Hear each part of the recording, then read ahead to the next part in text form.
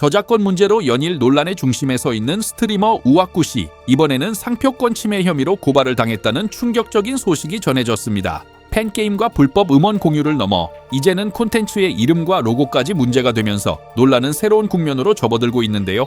이번 사건의 핵심에는 우와쿠 씨 시리즈물로 진행했던 콘텐츠인 이세돌 마스터가 있습니다. 한 제보자에 따르면 이 콘텐츠의 명칭과 로고 디자인이 일본의 유명 아이돌 육성 콘텐츠인 반다이 남코의 아이돌 마스터 상표권을 침해했다는 이유로 특허청 상표특별사법경찰과의 고발장이 접수되었다고 합니다. 아이돌 마스터는 게임, 애니메이션, 음악 등 다양한 분야에 걸쳐 전 세계적으로 엄청난 팬덤을 보유한 거대 IP입니다. 고발인의 주장은 우와쿠의 콘텐츠명인 이세돌 마스터와 원작의 등록 상표인 아이돌 마스터가 이름과 로고 디자인 면에서 매우 유사하여 소비자들에게 마치 원작의 공식 파생 콘텐츠인 것처럼 혼동을 일으킬 수 있다는 것입니다. 실제로 이세돌 마스터 관련 영상들은 현재 유튜브에서 상당수 내려간 것으로 보이지만 이미 많은 네티즌들이 관련 영상들을 아카이빙, 즉 자료 보존 조치를 해둔 상태라 네이버 등 포털 사이트에서 이세돌 마스터를 검색하면 관련 자료를 어렵지 않게 찾아볼 수 있는 상황입니다.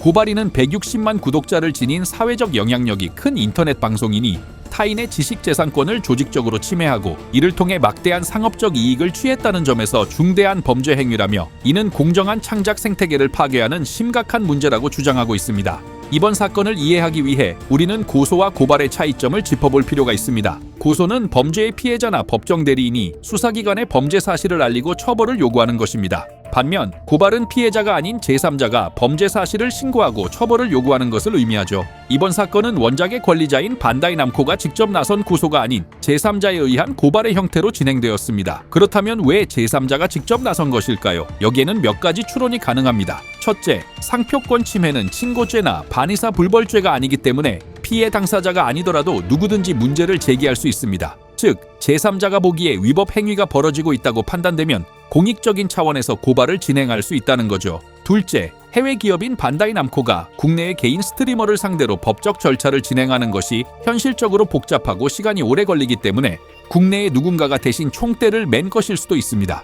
고발인은 이번 고발을 위해 무려 6가지 항목에 걸쳐 2.2기가에 달하는 방대한 증거 자료를 정리해 제출한 것으로 알려졌는데 이는 개인이 상당한 시간과 노력을 들여 준비했음을 의미합니다. 결국 이번 고발 조치는 원작사가 직접 나서지 않더라도 사회적으로 용납될 수 없는 위법 행위에 대해서는 제3자라도 책임을 물을 수 있다는 선례를 남겼다는 점에서 그 의미가 작지 않다고 볼 수 있습니다. 일부에서는 이세돌 마스터가 원작을 존중하는 의미의 패러디나 오마주에 불과한데 너무 과한 조치가 아니냐는 의견도 있습니다. 하지만 상표법의 관점에서 보면 문제는 그렇게 간단하지 않습니다. 상표법의 핵심은 출처의 혼동을 막는 데 있습니다. 아무리 패러디의 의도를 가지고 만들었다고 하더라도 일반 소비자들이 이세돌 마스터를 보고 아이돌 마스터의 공식적인 시리즈 중 하나라고 오인할 가능성이 있다면 이는 상표권 침해에 해당할 수 있습니다.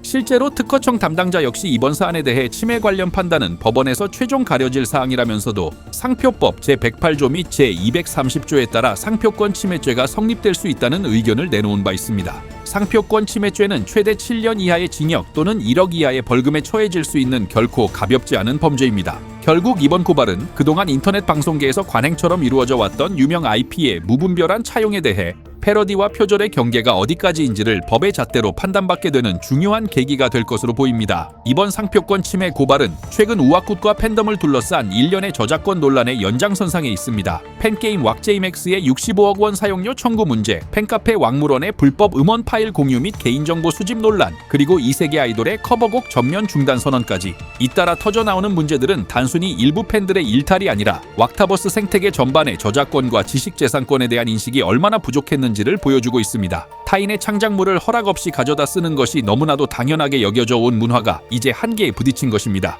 이러한 상황 속에서 이번 고발은 우와쿠의 신뢰도에 또 한 번 큰 타격을 줄 수밖에 없습니다.